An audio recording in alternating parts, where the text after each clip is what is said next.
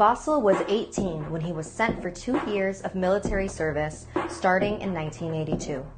He was dispatched to a border post along the defensive line between Bulgaria and Turkey. His job was border guard, and his main duty was to patrol the electrified border fence. Mostly, it was to make sure nobody left the country during a time of severe restriction of movement under the communist government. His orders were to shoot on sight. No exceptions. One night, he and his best friend Ivan were patrolling the border as usual with their dog. Ivan was a far senior soldier, much larger and stronger than Václav, with a kind of look only veteran soldiers had. He described the night as still and cold, and the moon shone through the clear sky during the night. There was a light breeze that whistled faintly across the open plains between the two borders.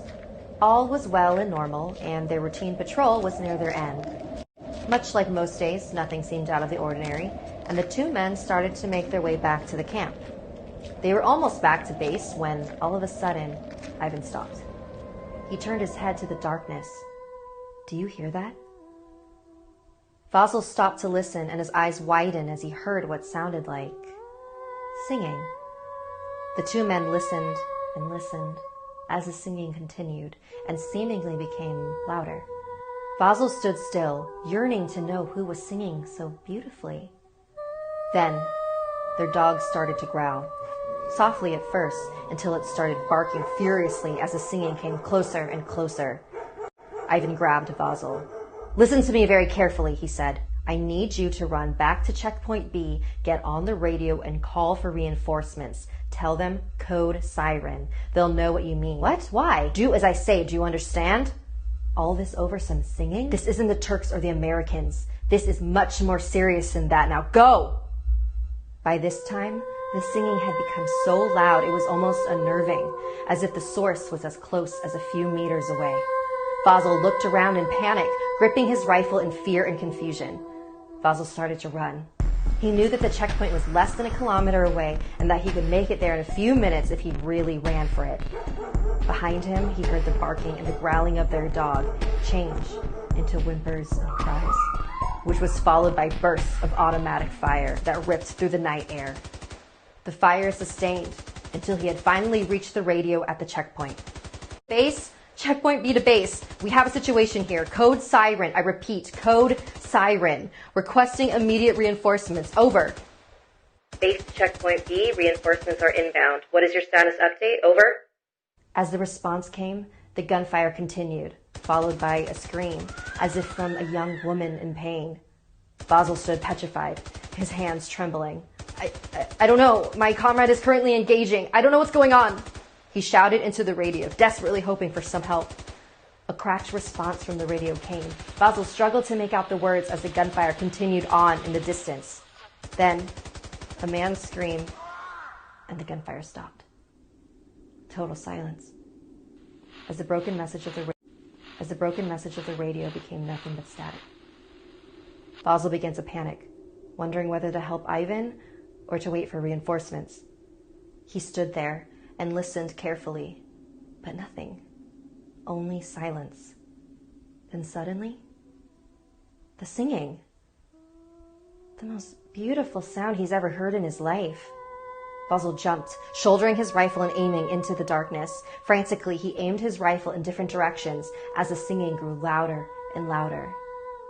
His breathing became faster and disjointed. His heart pounded like a drum. The singing came closer and closer, filling his eardrums until nothing. Silence again. He looked around and listened, trying to see or hear anything he could. Then he saw it. A woman. A woman with blonde hair that glistened under the moonlight, wearing a white dress, stood no less than 300 meters in front of him. She was unbelievably beautiful. Václav flinched, bending down on one knee and aiming his rifle. The woman remained still, evidently not fazed by his threats. "Hey, you! Stop there or I'll shoot!" No response. He wondered, why would she be here? By herself, on the border? Was she a spy? Or a defector? Maybe I should go over there and talk to her. No! He re-aimed his rifle. Her eyes glowed in the shadows like a cat's in the night. The eerie yellow hue was both terrifying and alluring. Maybe she needs my help. No! He shouted at her. Last chance! You surrender or you die! Again, no response. He opened fire. A full magazine later, and the woman was lying on the floor, dead. He went to examine the corpse just as reinforcements turned up.